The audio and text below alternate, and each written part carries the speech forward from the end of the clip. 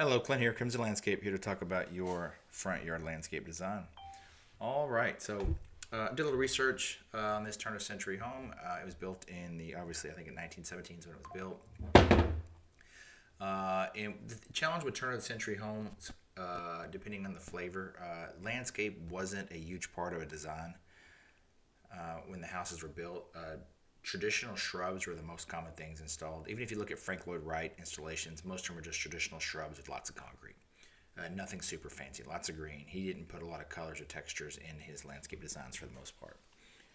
So for the house itself, I thought you wanted a little bit more, so I came with a little bit more color and texture, and I did it based on what I thought the sun coverage would be. All right, let me start from left to right.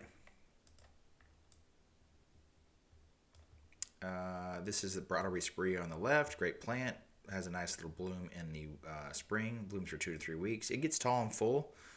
It'll get 5 to 6 feet tall if you let it. It gets nice, full, and dense. It's a great side of house plant. Love it. In the front here, we have variegated liripe and with a bloodgood Japanese maple. You live in Dallas, so certainly have to have a Japanese maple. It's required. In the back here, we have traditional shrubs. So this is where I went more traditional.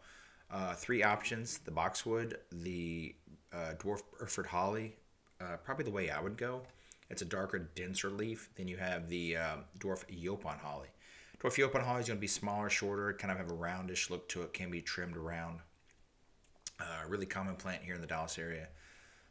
It's a good fit for your application. Whichever one you go with, I'd probably go with the 7-gallon version of this, just so it's nice and full.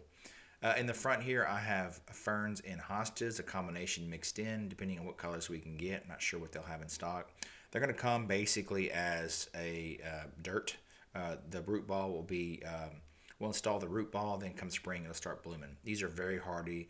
All flavors we have here, really, really hardy plants, great plants. The ferns may have growth on it, hard to say. These are full shade, so these can't be in the sun. You could probably get a smidge of sun on it, but you just don't want too much on these particular plants.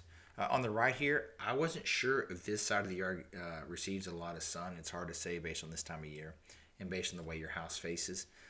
So I came up with a full sun version. So if you think it's shade, then I would take the plants from the left and just recreate them on the right and just have it in that repeating pattern.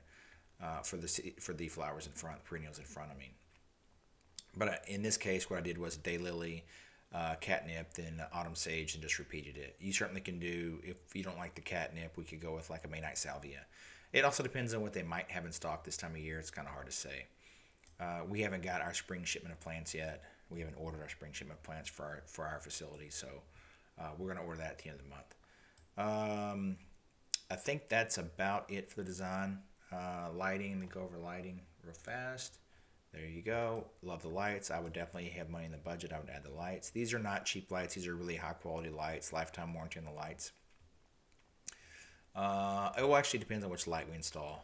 The cheaper one's not a lifetime warranty. The more expensive one's a lifetime warranty. It's 1 year bumper to bumper from us. These are color changing lights. We give you a remote. You just hit the button and it changes the light color. It's really cool. I love it. We use them all the time at our house. All right, let me go back out here. Let you see this at a distance. There you go.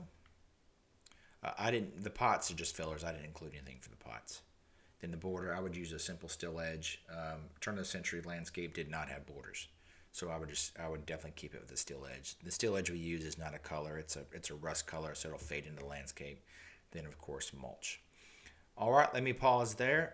This installation, we'll send out a full crew for this, so we'll be in and out in a day.